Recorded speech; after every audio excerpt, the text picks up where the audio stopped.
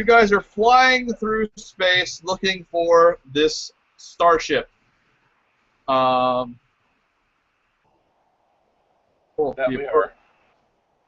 All right. There's an identify vessels check. So, does anyone have identified vessels? I think Nick I do. Yeah. Okay. While everyone else is fucking around, you have been up at the bridge because your officer is, of course, having the most horrific case of ultra diarrhea that you've ever heard. I would say ever seen, but that would destroy your eyeballs. He's making lots of screaming sounds. Let's see. Oh, 1 second. These checks. The low is good, high is good. Low is good. You're looking for low. You're looking for under the results. Yeah, and my number, I got 2 levels of it, so I subtract that off what I rolled. Basically, your 2 levels up would give you a base of 70, and then I think it's an IQ-based skill. Let me look. I'm actually... Well, my IQ bonuses are 0. Okay, just making sure it is. Identify vessels is IQ-based. So you are scanning around for it and do not see anything. All right, well, tell me how that roll works. I rolled an 80, I think Okay. 70. So you failed. You failed first off, but you failed by 10.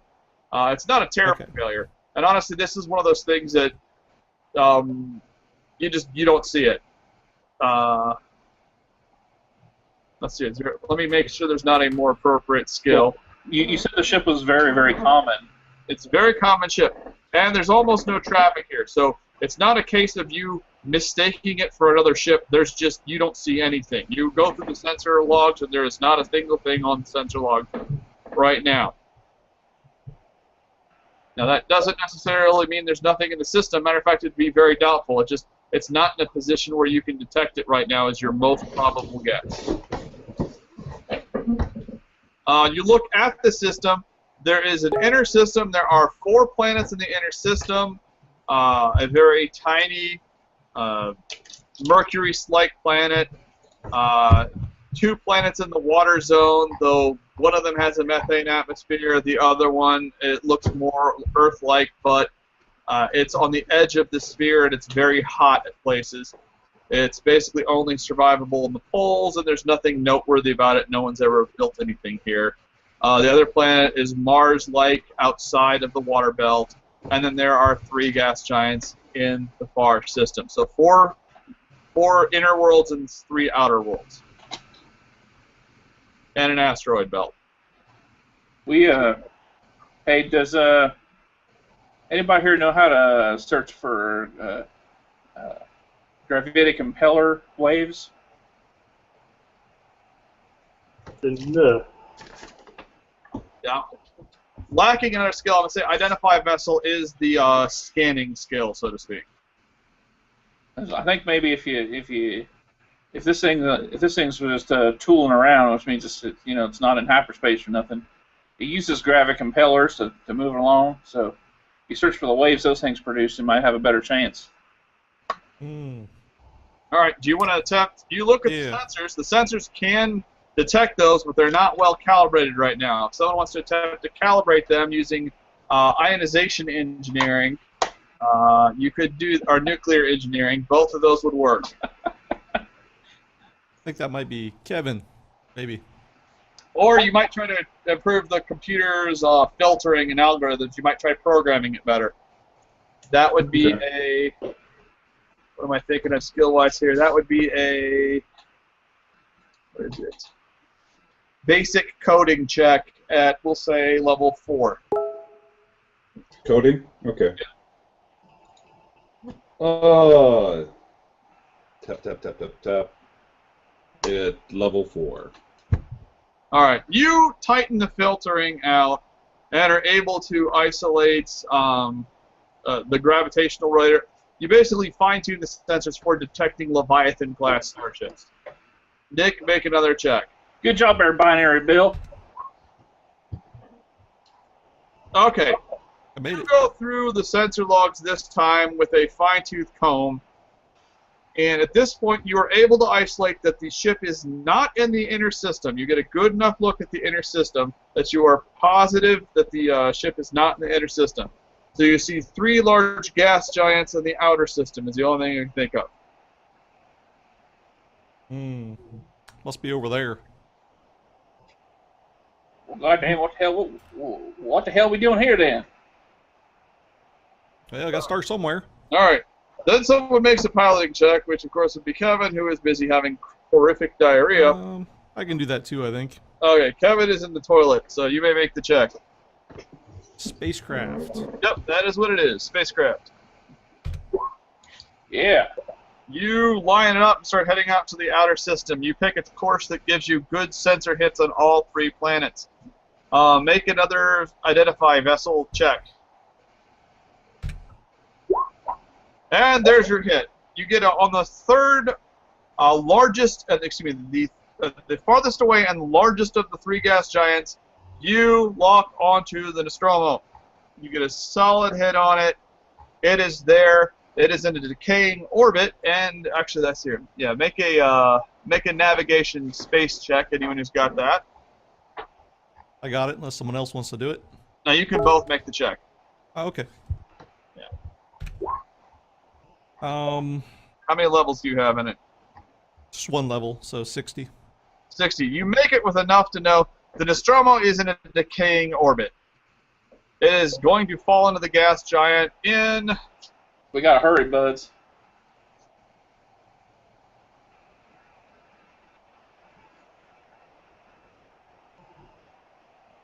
In 33 hours. Looks like we only got a day or so before that thing drops in. This is not enough time. So, hopefully all are dead aboard. If not, we'll have to make short work of them. Good thing you got that big sword. Indeed. All right.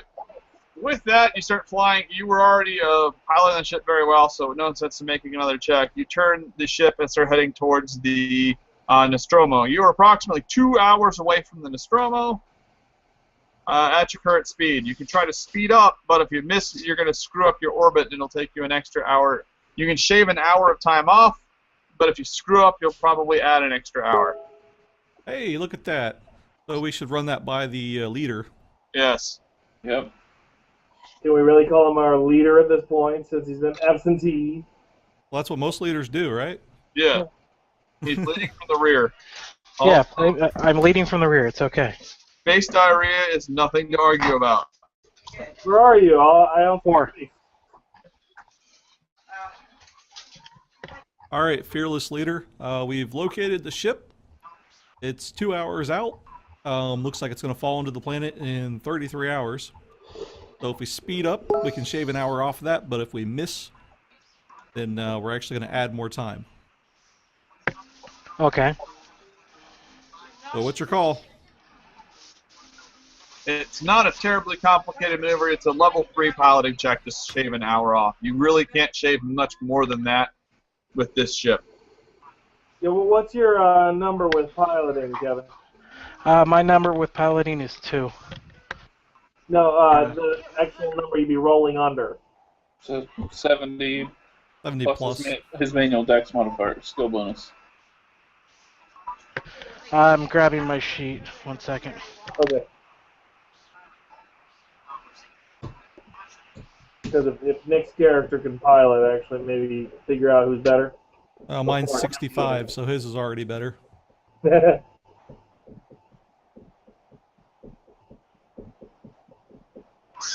could have a negative manual dexterity. It's just not very likely. I heard him.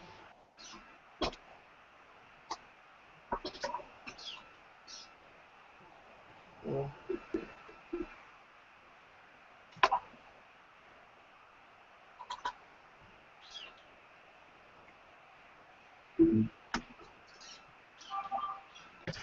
Sorry, pulling my sheet out. It'll be a second.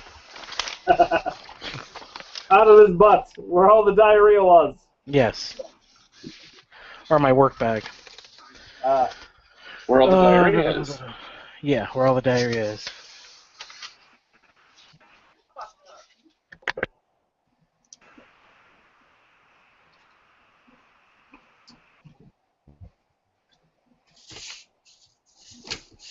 Hey, level 2, your base is 70 plus your manual dexterity modifier, whatever that happens to be.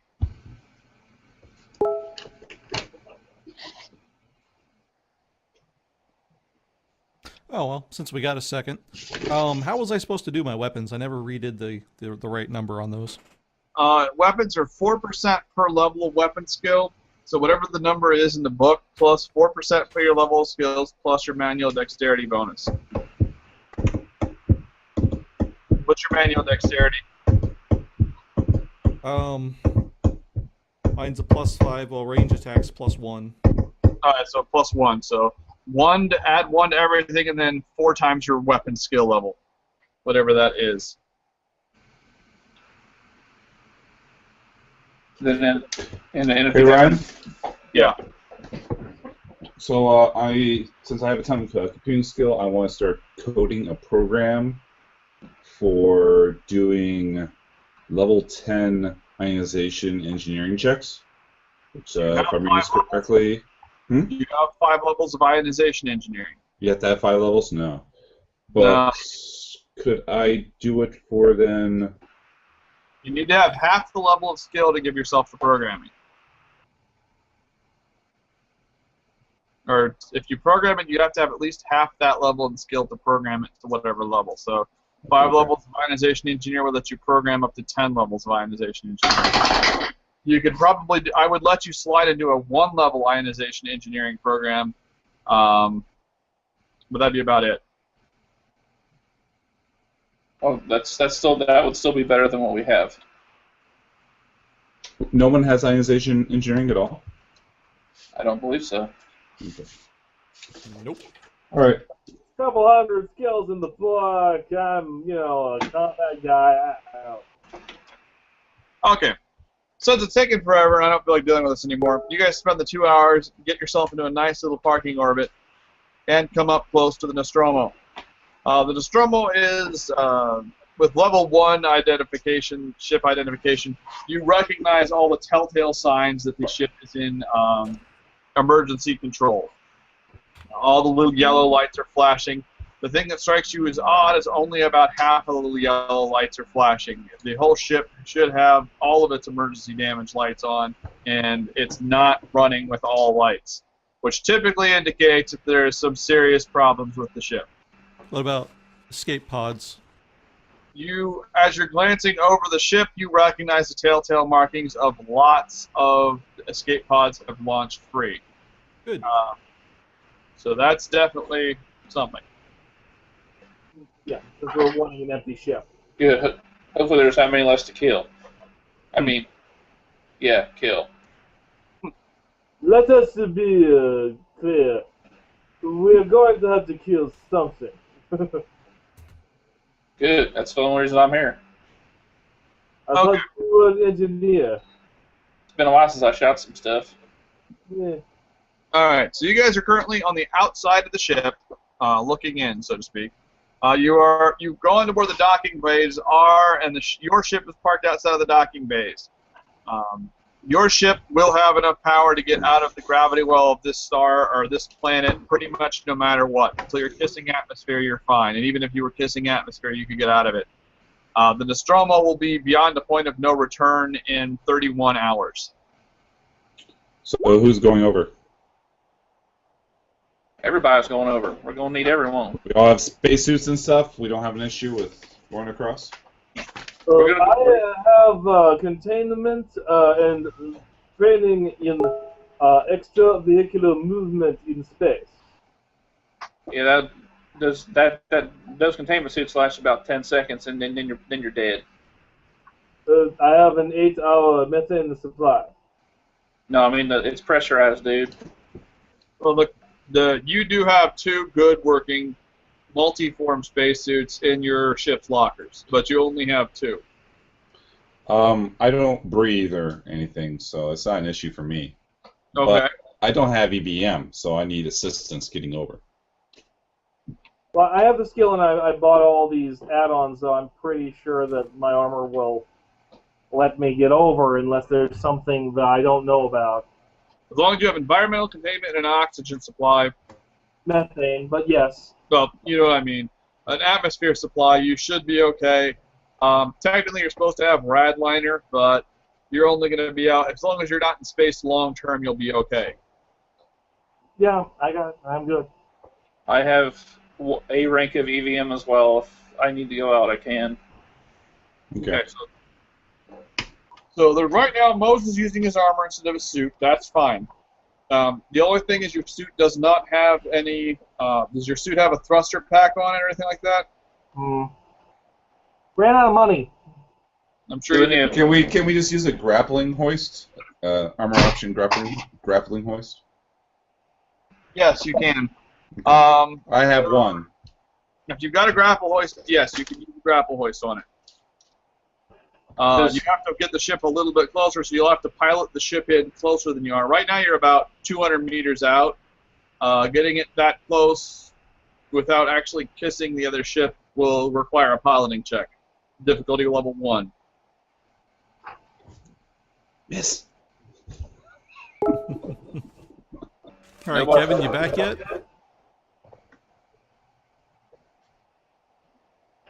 Nope. All right. No, that means no. All right. I guess I'll make that piloting check. All right. Well, okay. First, do we want to get closer? Yeah. All right. So you're getting close. You have to get 50 meters. You cruise it up to about 35 meters before you finally decide this is the top point you're just going to use. You could go a little closer, but this is well within range. Good goddamn, Cletus. That's a good job. So you've got the ship tightened up. To describe your ship in a little bit more detail, it's about 20 meters long. Think it's about the size of a cigar boat, basically. You've got an airlock in the back that you can get out of.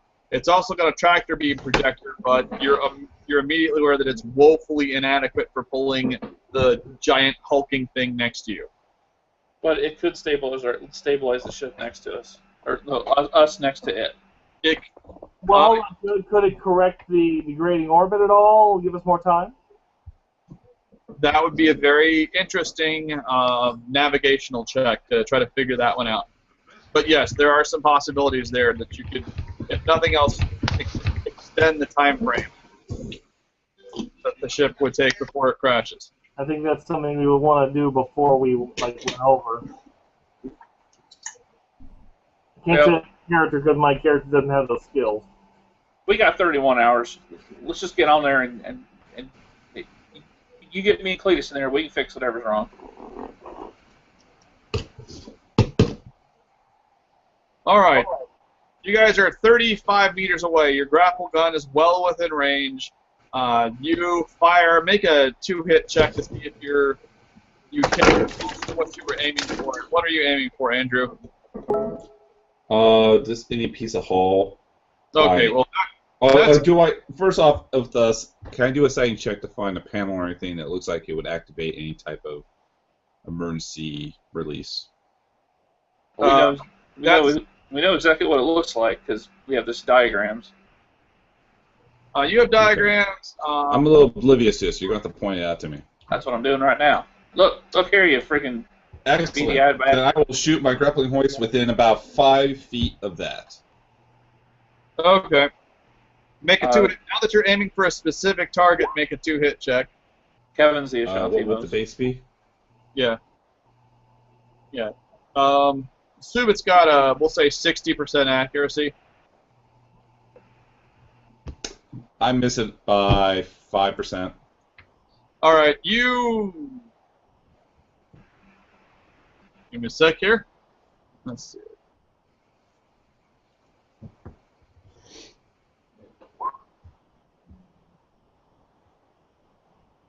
It's barely worth noticing. You hit close. You're about 10 meters off of where you wanted your point to hit. Okay. So I'm about 15 meters. Meters or feet? Because I said feet. I'm saying meters because that's what everything in Battlelords is in meters.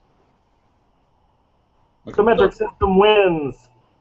All right. Well, All right. while they're doing that, I'm gonna suit up in the actual suit we got. Okay, you do so. You've got the ship locked into a nice little parking orbit, so you're fine. Matter of fact, you're definitely going to be fine. The other ship is definitely not. There's no thrust coming out of the other ship at all. Oh, man, I got a lot of work to do. I better go get my tools. You pull over. Do you have any sort of magnetic boots or anything like that, Andrew? Yeah. Oh, well, hell. So once I'm on the hull, it's not an issue. It's just gotta make sure I Yeah, get you're on the hull. to- So it takes you a few Yeah. seconds to get to where you're going to. You've also got an Iridani attached to your back because he thought that was a good idea, and quite frankly, it probably is. So you walk over to the emergency airlock. The emergency airlock is unpowered right now. And you were, let's see here, you made one check, so you're aware that there's some sort of an access panel to get to the manual release on it. Walk them through it, Cletus. Cletus, you mean Eli? Oh, you're Eli? We have a Cletus? Yeah, Eli. Oh, I was thinking Clampett. Sorry. Yeah, Eli Clampett. Sorry. Cletus is a great name for a hillbilly type character, but you're thinking of Ben. Yeah, I know. Yeah. All right. Yeah, I'm gonna describe to him. Open that panel and pull that lever there. All right. Make this pretty easy. Since you're not there, make an emergency difficult damage control level 1 check. Me? No, Nick. So they can describe it to you properly. If Eli was there, there wouldn't be any checks being made. You've actually done this before. Ooh. Okay, so he explains that there's a thingy and a doohickey that you got to grab and twist, and if you pull on it and push at the same time, it's going to cause the thingamajiggy to pop up with the doohickey. God damn. Exactly like that. That's what I said. God damn it, Eli! Goddamn binary bot don't understand that kind of talk. You got to talk easier. Well, just Do I need to give me make a an minute. intelligence check on that or intuition? Intuition. Both you and the Iridani can attempt to make an intuition check to parse through the varmints and the thingamajiggies. me. Okay, Five levels, or You're both there. by 50. I have 91 intuition, so sure, why the hell not? All right. Never mind. You're still thinking about that screen you heard earlier. You are able to figure out where to grab, and you pull off one of the retracting panels, and you suddenly go, "Oh, that makes perfect sense if you're stupid." Then you grab a hold of the emergency release and start twisting it, and twisting it, and twisting it. And about 100 twists later, it's open. So you've opened I up... would say yay, but I don't Well, understand. 100 twists later, I should be coming up on him. Okay. Cletus, make your emergency or make your EVM check. Not Cletus. Eli, make your EVM Eli. check. Fuck you, Moze. Make an EVM check. All right. Good there. All right. Assuming I can cart over all my equipment with me in cases and whatnot. Yeah, your suit you're wearing is actually a salvage suit, so there's pouches and shit on it for that sort of stuff. Since you actually have the jetpack, so you are pretty much in the perfect position for this. You cruise over. By the time you actually get there, the robot has opened up the airlock, and everyone is climbing into the airlock. James, were you coming as well? I see you can follow instructions. I'm gonna see if they can get the hangar doors open so we can sit the ship in it. Okay. You're just sitting in the ship then, listening to the officer going, "Oh God, why? Why? Why?" All right, you guys get in and close with your with at least one level of emergency damage control. You quickly close the door. Turns out, Andrew, that you were using the maximum ratcheting setting, and he uses a much lower setting, so it only takes him like 10 turns to do what took you 100. And the outside airlock shuts, and the inside airlock is open. As you guys step into the inside airlock, you're immediately greeted by what appears to be the signs of a battle. There are about 15 bodies here that have all been torn apart. Mostly human, they're just, I mean, it looks like someone was grabbing them and bashing their heads into the ground until they were very much dead. You see a small transcruiser similar in size to the one you have, but it looks like someone has ran through and just ransacked it. You can see part of the engine. You can see cabling and components missing in the engine compartment. It just looks like someone ran in there and just stole everything. Maybe we shouldn't bring the ship in. Is there any way we could tether it? Got that tractor beam thing. Oh, it's in orbit. It should be all right. You could use the tractor beam. Alternatively,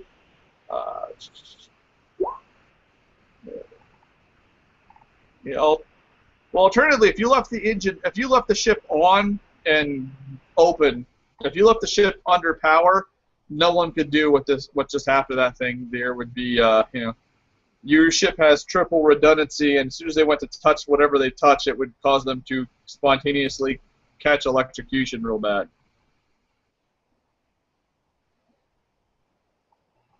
Contagious electrocution is bad. Indeed. If you're still interested in bringing the ship in, it looks reasonably secure. I think it's a good plan. Considering that our officer is dead, apparently. Yeah, I just texted I'm him not again. dead yet. As I notice the battle, I will kick on my disintegration field. Disintegration field. Check. There he is. All right, Devin, you and the bot are in the transcruiser pickup truck, hovering just outside of the Star Cruiser. There's signs of a battle, and they want to know if you want to still try to park the Star Cruiser inside or the transcruiser inside. That sounds like a really bad idea. How bad is the battle? How many bodies? Yeah. I count them real quick. How many bodies? There's 15 bodies. It looks like they all had their heads bashed in and their throats tore out. By looking at their heads, I have a couple levels in biology. Can I tell approximately what did this to them? Something very strong is your only guess. Yeah, something very By strong. any chance, did I notice that the heads were like squished like this? More like thump, thump, thump, thump, splat.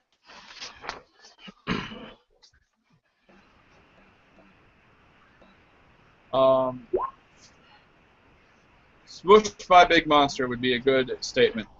Yeah. Were they heavily armed, the team that got killed? No. You quickly glance over it. It looks like crew based on the uniforms they're wearing, but it looks like they were hospitality crew. You know, the Not armed. not armed. The equivalent of the maitre d's and waitresses and waiters, that sort of thing. Okay. So, civilians beaten in the head by a monster of some sort. Yeah. Yeah, we'll park here. Inside or outside? If we need to exit quickly, it would be faster to board a ship if it is in bay instead of outside. Plus, I'm sure the ship has some type of self-defensive capabilities. Yeah, like we can lock it. Yeah, your ship does have locks and such. Door locks are good. Well, we might as well go ahead and head on in then. Right. Commander. Nick, All make right. difficulty level 2 EDC check.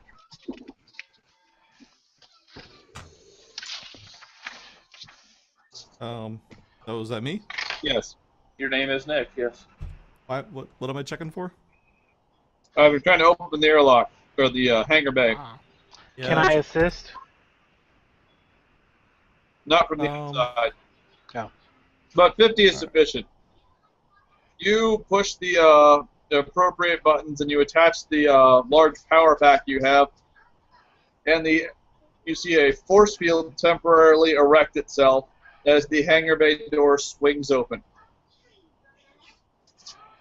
Kevin, make a difficulty 1 piloting check. You, with flair, float the ship into the docking port and, gently avoiding all the corpses, land it on the deck plate. Nick, you respond by shutting the hangar bay door, and the ship is now inside, and you are all under atmosphere. All right. All right. I tell you, Change back into my actual gear. So 1 is good.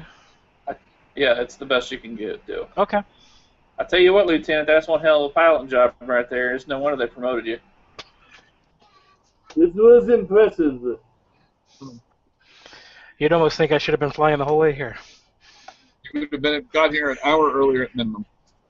Frankly, I can't believe you're still hydrated enough to walk, but, whatever. 4 arms, 4 glasses.